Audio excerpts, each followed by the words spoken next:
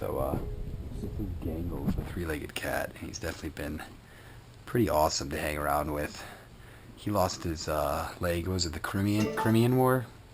Yeah. During the Crimean War, he lost his leg. He's pretty cool to hang out with.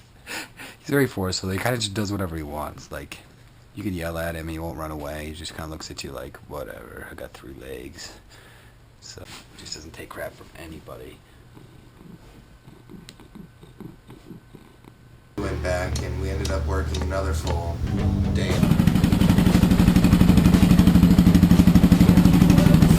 Right there. There's a part on the KLR that's usually best switched out for a stronger part. Just take the engine apart and replace this part. I read about this in nightmares and seen pictures. It basically looks like a chainsaw has been run through your engine. The doohickey is what it's called. It's a chain tensioner inside the engine. It's an innocuous name for something that can be so terrifying.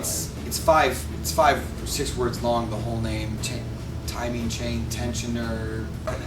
It's just a really long word, and so the people just started calling it the doohickey because it became such an issue. They needed a word for it to reference it quickly. I had them order this part and said, hey, maybe you should get it switched out. Maybe you should get it switched out. Okay, really? No, there's a week left. Get it switched out, and then finally 2 days left. Like, oh, obviously this isn't gonna happen. It's taking apart the engine is such an intricate process. You actually need specific tools made for that engine to take it apart, and Mountain Eagle had it. Put that back on. Where's your washer still in there? The gasket. And the gasket's right there. There's nothing. Before then, the joke was, or not even the joke, the point of frustration that I would joke about is how awesome it was going to be when Nathan's engine blew up and he had the piece that would have prevented it sitting on the back of his bike. When we did take out the old doohickey and kind of compare it with the new one, it was pretty obvious that it was broken. And there's the broken doohickey. Had been broken for a little while. Could have just ended the trip instantly at any time I wanted to. So Mountain Eagle was a huge help. From there, we left Denver later than we wanted to again and headed to Colorado Springs. I have several friends in the military that are in Colorado Springs area, and also we've gotten Giant Loop to send us some soft bags, me a tank bag, Nathan saddlebag. Broke into my friend's house because they were out of town. Unfortunately, they left the day before. We were really hoping to get there in time to meet them. Alright, so here we are. We've just broken into one of Aaron's friends' houses. We stole some things, and we're currently enjoying the company of their dogs and this cat here. Hello, cat. The cat would love desperately to get outside and is on the radiator. Yeah. Hello, puppy. So basically we came here to pick up some Giant Loop stuff. We missed the friends and we're gonna head over to other friends. And that's all. So we grabbed that. So Nathan's installing his Giant Loop now. I have the Giant Loop tank bag as well. Bike, they were very, very good quality equipment for adventure riding. You can use them for any kind of riding, but I mean just rugged material. Yeah. My tank bag was all the way up to the most heinous wet conditions was waterproof. And it made a huge difference with my packing having that. We're just here outside the Air Force Base. It's there behind us. Spent the night with my good friend Dave Durnell.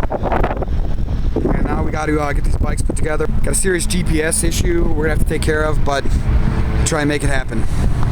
Well, and that's the other thing. So another malfunction in the trip is our Garmin's. I had 2. One of them is older, and we didn't really want to be using it anyway, so we went and bought a new one. Used it for, I don't know, like 2 weeks. Not long, yeah.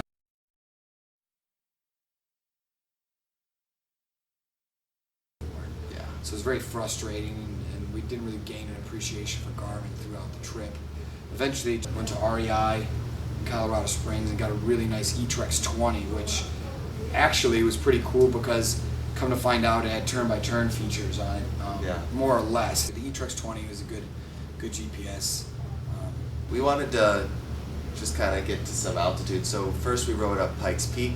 It's not a Yeah. hard ride or anything, but it is. Motorcycles everywhere. It's a good Lots of street lookout. bikes, sport bikes love it because they can get really involved in the twisties, the turnings up there. And if you're in the area and on a motorcycle and don't do it, I'd say you're silly. It's not a long ride to get up there.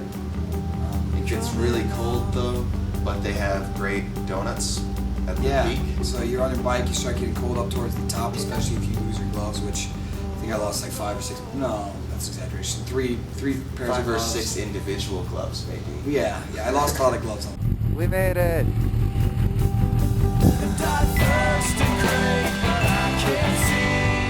It's a pretty high point. It's a very big pile of rocks they have here. My hand's so cold. I lost my gloves. Running with one hand warmer. Yeah, and well, that's the other thing. Somewhere along the way, my hand warmer switch broke, and so, and then the switch broke, so the hand warmer was always on. On the ride up Pikes Peak, that's a lovely thing. You can think back to Nebraska when it was so hot. Yeah, Nathan would see me motioning with my hand because it's just hot. It's hot. I'm like, oh, slow down. But Nathan stop, would see me get up doing this, here. and I do hand signal when I ride. I'm usually in front, and I have some hand signals for him, and he just like after riding for a while, he's like, "What's going on?" I'm like, "My hand's just sweaty. My palm is sweaty because my hand is and it hurts."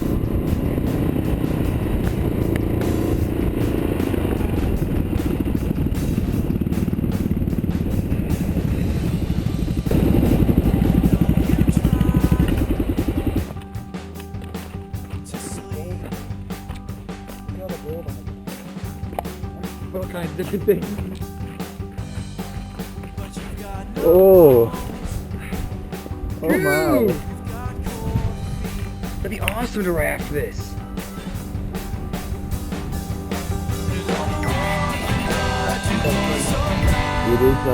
It is nice. So, today we learned many lessons, many lessons. The most recent being never pee into a canyon. It might not seem windy where you're at, but some of that canyon, I guess it's very windy. Anyways, you put it together. Oh no, Royal Gorge Canyon. That's it. It's just a big canyon. I thought about lying to you and telling you we'd already been to the Grand Canyon. But we don't like lying. I don't know. We'll catch up through the night tonight and be ready to go in the morning. Make up for lost time, hopefully. We just headed as far as we could west, trying to get to the next spot. Looking back, if there's one thing about the trip that I would say, it's that I would sleep a lot more comfortably in places where at the beginning of the trip I was just like, oh, we might be trespassing, or oh, we can't sleep right here. Like the first place being the gas station we talked about previously, and then this next time, I mean, I don't know, it looked like it was county land, maybe state land. I don't know where we were. It was just There was some kind of park sign. So I suggested a bit naively that perhaps we don't even use sleeping bags and we keep our bikes packed so that if something happens we can just jump on and ride off. But it got frigid. yeah, it was. It was a very uncomfortable night. Hello. It is Aaron. Last night was cold, but we just pulled off a dirt road, and then we took another dirt road down after that because we were a little bit worried about where we were sleeping, being okay to sleep or not. So we're out in the middle of nowhere, man, and the sun's about to crest over those mountains, and it's going to be beautiful. So in a few minutes, we're going to ride out towards Lake City and then down to Silverton and then shoot north on this alpine trail. There's an old abandoned mine, a ghost town, a few other things that we'll see as we're riding off-road, so it'll be pretty awesome. Stay tuned. Woke up and rode into Lake City, which is the start of the ride that we want to hit. It was Engineers Pass, which we rode up into the mountains. It's a brutally cold morning. You're not looking at. You got to be this way. There we go. Stopped in and had some delicious, like, I don't know, what were those things? Stuffed cream cheese and peaches. Fruit pockets. He called it fruit pockets. Creamy, cheesy pockets. They were delicious.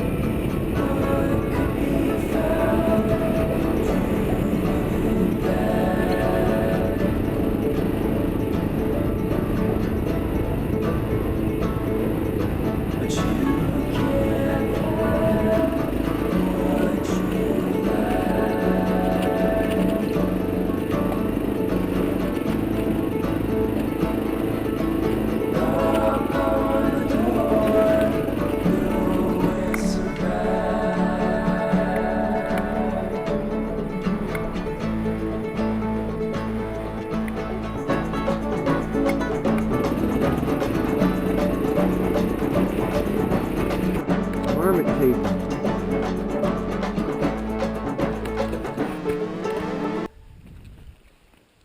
I'm gonna go look at a marmot. Marmots, marmots, marmots. You have to be stealthier to sneak up on marmots. Get the marmot. Hello, marmot. Mr. Marmot, I'm gonna walk close to you. How are you? Are you feeling okay?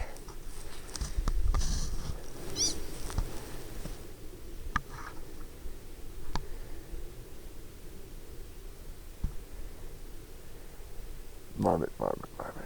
Alright, brother. Stop harassing the marmot. See you later, marmots.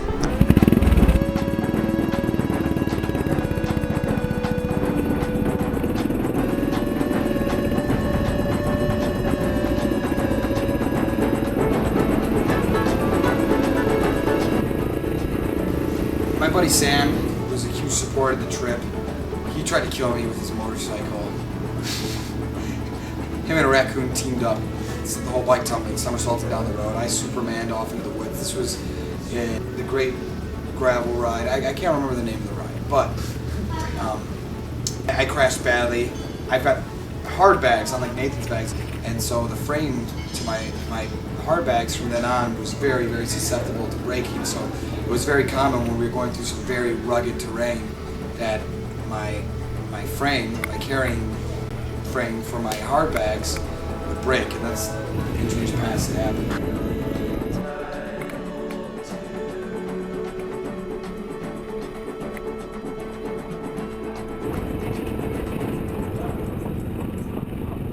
Down off the other side of the pass, there's a trail that goes through this ghost town called Animus Forks, and we have some footage of Animus Forks you probably saw already. A really cool place. The history of it, though, is that they wanted to open it up for copper mining.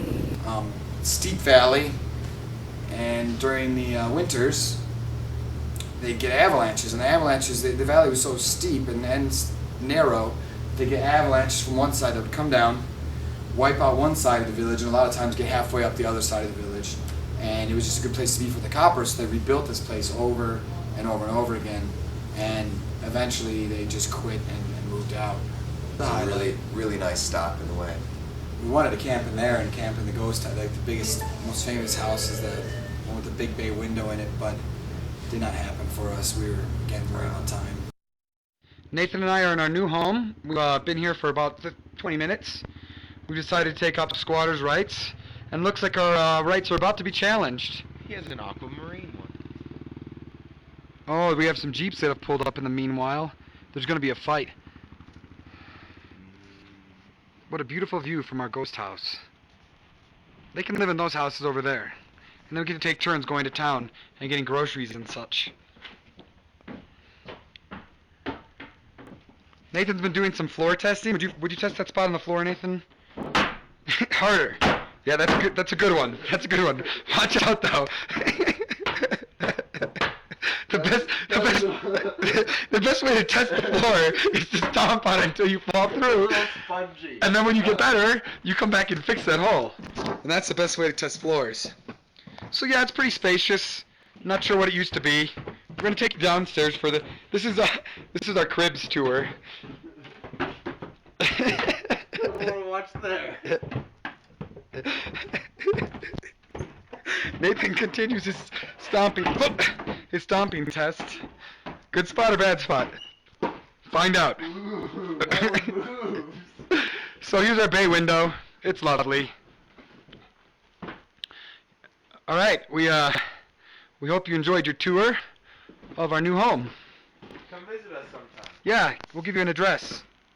Hello, bikes. We rode into Silverton. It's a It's neat a cool little town. town. Definitely. It's cool. Then it was kind of like artsy welder. This guy was. And